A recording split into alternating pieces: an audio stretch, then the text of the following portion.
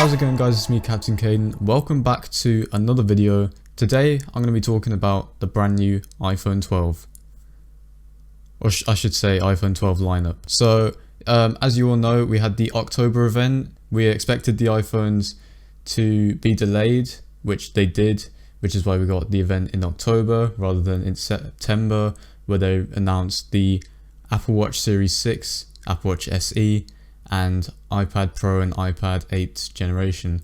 All that stuff was announced last month. But instead, this month, we've had our own designated October event to announce not just the iPhones, but the HomePod Mini. And that's a different topic, so I'm not going to talk about the HomePod Mini in this video. Today, I'm just going to be focusing on the brand new iPhone 12 lineup. So why don't we get straight into it? So there are 5 main features with this year's iPhone lineup, and that is 5G, the design, screen, cameras, and MagSafe. So let's start off with 5G. I'm not going to go into depth too much about this because I live in the UK, and within the UK there's not much compatibility for 5G at the moment. Either way, even in the US there's not really much availability for 5G. It's still rolling out very slowly. So yeah, I'm not really going to touch on it that much within this video, but all you need to know is that it supports millimeter wave 5G. So yeah, it's more for future proofing than within the short term. Right now you buy the phone. If you're going to buy the phone now, you're rather future proofing yourself for when 5G is available within your area, or if it's even available in your area, then that's good for you. You should buy the new phone. But if not, then you could hold off for another year or so until 5G is available within your region. They also announced a new feature called Smart Data Mode, which preserves battery by only using 5G when it's really needed. And I'm quite interested in how it determines this. So it swaps to LTE. I'm pretty sure that's some American type of data type, but yeah, switches over to LTE and switches to 5G when it's really needed to download really quickly stuff. That was really badly phrased, but that's it for 5G. I'm not really going to touch on anymore. I'm just going to say that stuff. Let's move on to the design, which I'm really excited about. So it's got this brand new boxy aluminium design, which is reminiscent of the iPhone 5. It is 11% thinner, 15% smaller, and 16% lighter than the iPhone 11. And I know I'm holding up an iPhone XR, but it's the XR's got the exact same body as the iPhone 11. The color availability is, I think it's a little less shorter than last year's actually, but it comes in black, white, blue, green, and product red. Was there 5 colors last year? I can't remember, but yeah, those are the colors. They announced this new glass technology called Ceramic Shield, and they were really trying to avoid calling the Ceramic Shield glass itself. But they claim that it has 4 times better drop protection, and it supposedly, as seen on the keynote, only applies to the front glass, which yeah, if you remember. The website also suggests that there's better scratch resistance, but they didn't really touch on that in the presentation, so we have to wait and see until we get those drop tests and how much wear and tear it can go through with other people's day-to-day usage who get their hands on the brand new iPhone 12s. There's also better water resistance, so I think it's up to like 6 meters for 30 minutes it can now support. The screen has been replaced with the Super Retina XDR as seen on the iPhone 11 Pro series. So now every screen is OLED, you'll be happy to know, within the lineup. So the new screen is an OLED 2532 by 1170 pixel resolution at 460 pixels per inch, and this is across the whole lineup. Like I just said, they're all supporting the OLED technology. So this is the same as the iPhone 12 Pro, which I'll come on to in a bit. This also means that it has the 2:1 contrast ratio. It also supports HDR video. What it still has is the same notch. Shame, but that's something Apple would do. They just stick to the exact same design.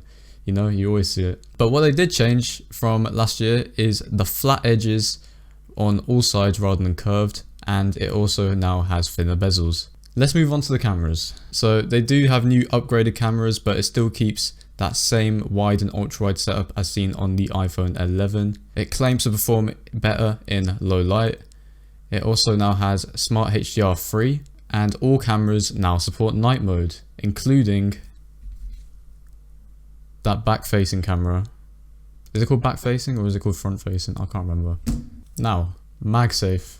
New MagSafe magnets are built into the back of all the iPhone 12s. This is now going to create an abundance of wireless chargers, accessories, everything to go with your phone. And this also helps with more accurate wireless charging, as the magnets will be able to align it better rather than you having to move your phone on the wireless charger until it starts actually charging.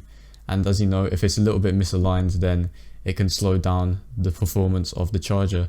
So that's great. The iPhone boxes will no longer come with a charging brick as well as earpods. This was also announced with the Apple Watch Series 6 and SE. They said that they are getting rid of the charging brick as well. So what they're aiming for here is to reduce all their emissions and stuff. And this also reduces the size of each box they package the iPhone 12 in. So the iPhone 12 boxes will be way slimmer, and this will allow them to ship even more iPhone 12 boxes on every cargo, for example. This is going to massively reduce the carbon dioxide emissions and everything. And apparently, by the end of the year, it's going to be the equivalent of removing 450,000 cars. That's pretty insane, to be honest. And it's quite eco-friendly of Apple for them to do that. So well done, Apple. The A13 Bionic chip is now replaced with the A14 Bionic chip. It has better performance whilst being able to maintain even more efficiency. It is built on 5nm process technology, packs 11.8 billion transistors, which is a 40% increase compared to last year's. 6-core CPU claims to be 50% faster than any other smartphone chip, and a 4-core GPU which has 50% faster graphics compared to last year's iPhone 11s. The neural engine has upgraded from 8 to 16 cores, which means it is now 80% faster and capable of 11 trillion operations per second. That sounds pretty insane. What they also really quickly glanced over within the presentation, they didn't really draw much attention to it. It's more like 2 minutes worth of just explaining the new iPhone 12 mini, just to make the lineup even more confusing. So the iPhone 12 mini contains all the same internals, all the same specs as I just mentioned, apart from the battery, of course, because it's going to be smaller, as it now has a 5.4 inch display compared to the iPhone 12's 6.1 inch display. And this means the body is actually smaller than an iPhone SE or an iPhone 8, for example. So that's insane. What I'm concerned about with this is how they've adapted the notch to fit within the iPhone 12, because of course the notch doesn't change. It doesn't become smaller all of a sudden just because the screen size has become smaller itself. Of course the notch stays the same because all the same technology is within the notch. It can't become smaller. So I wonder how they've adapted the whole status bar and everything, because of course there's barely any space. As I've seen the videos of the trailers and stuff of the iPhone 12 mini, there's barely any space for the status bar, the battery and time to fit in there.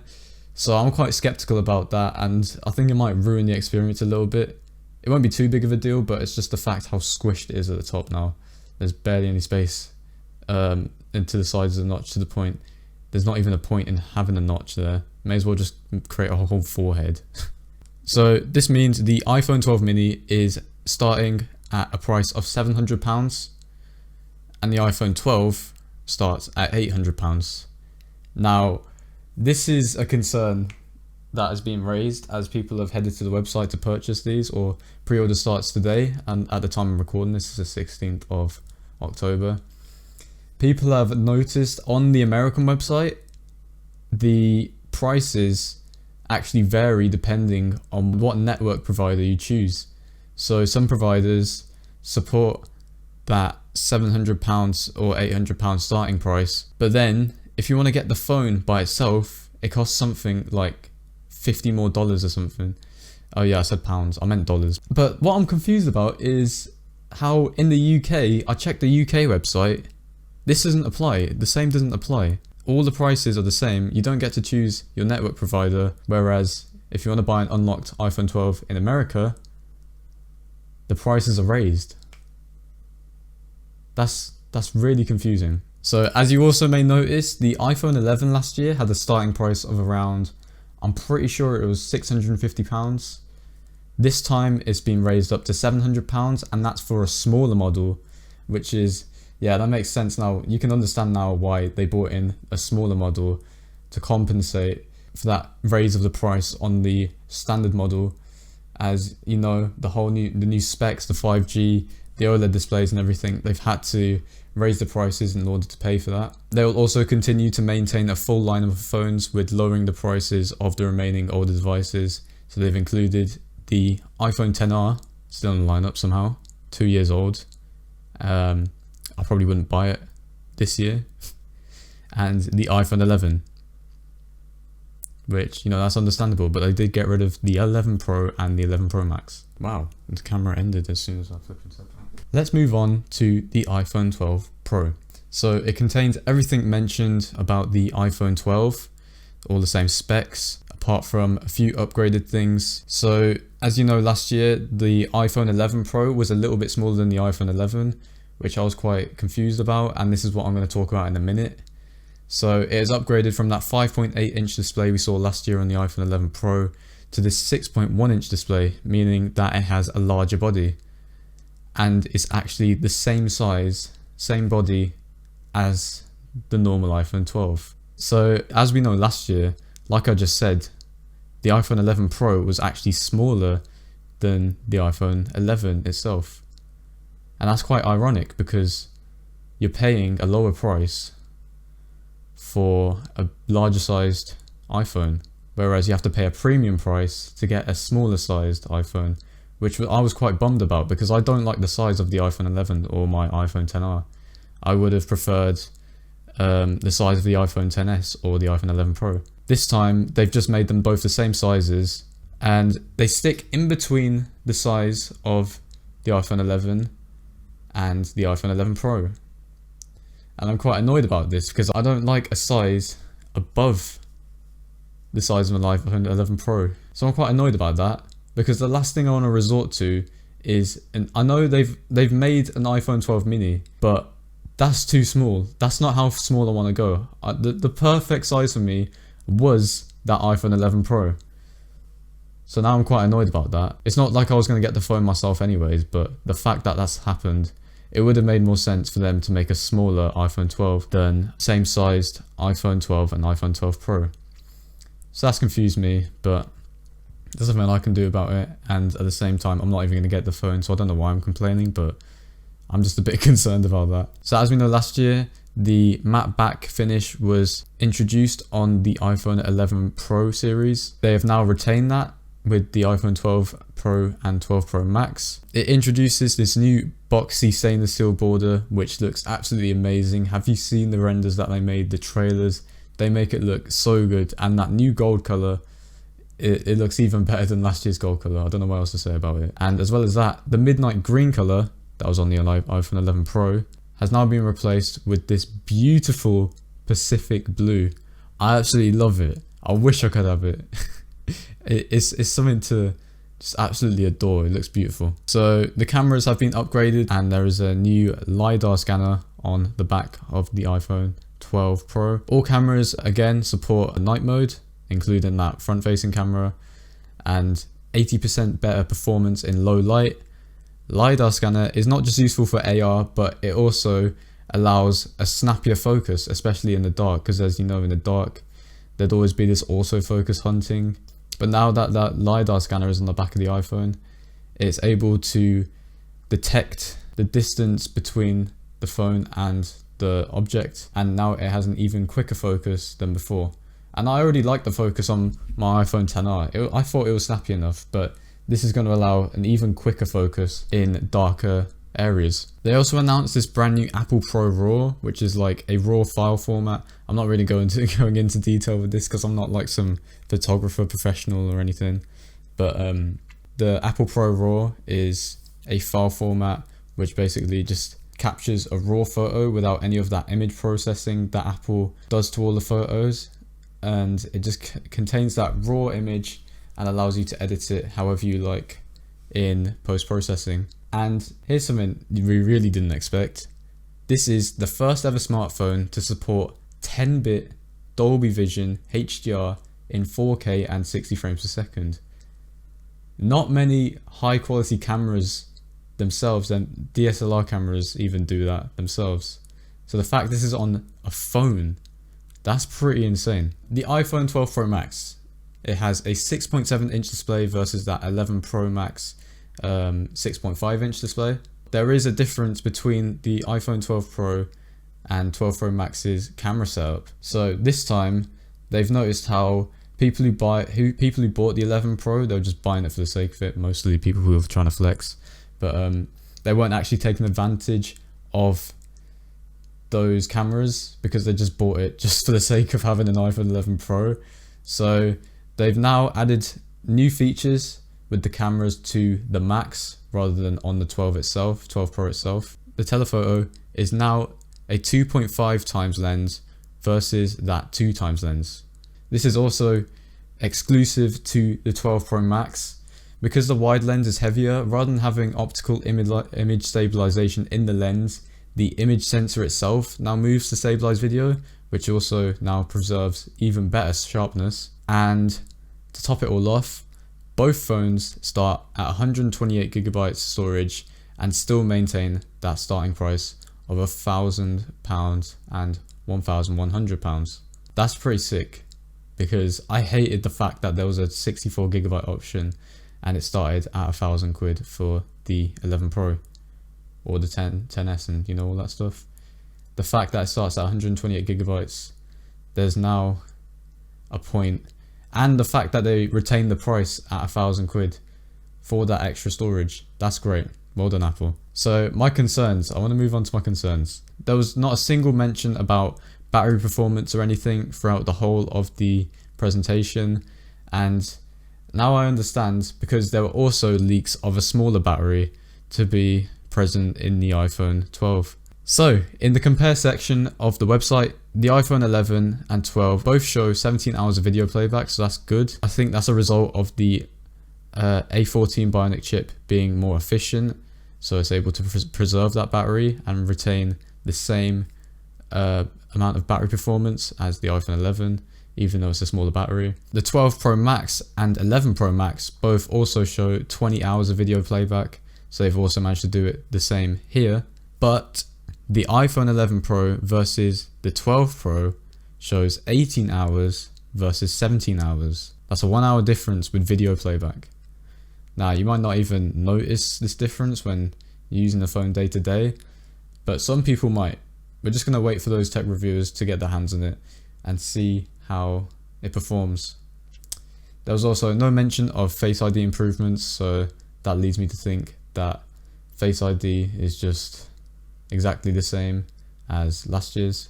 There was no promotion. Oh, right, I read that wrong. There's no mention of ProMotion display, or what I mean by that is high refresh rates. And based on the leaks, it definitely got pulled out last minute, because they're definitely working on an 120 hertz display, but they couldn't get it on time, most likely due to coronavirus and stuff. That's understandable. I'm sure they would have got it out this year if all that stuff didn't happen, but unfortunately it is not present within these brand new iPhone 12s. And also, we thought based on leaks that there was a smart connector on the side of the phone. Turns out that rectangle is actually for the millimeter wave 5G.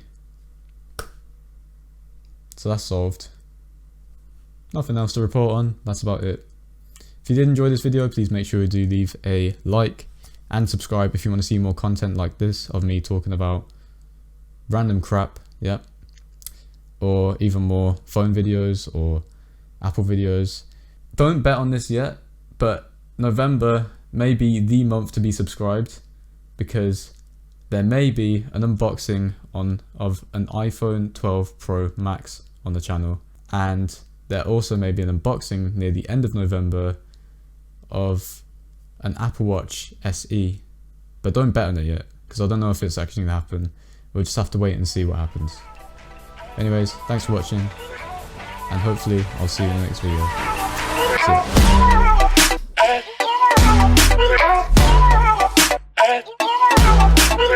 ya.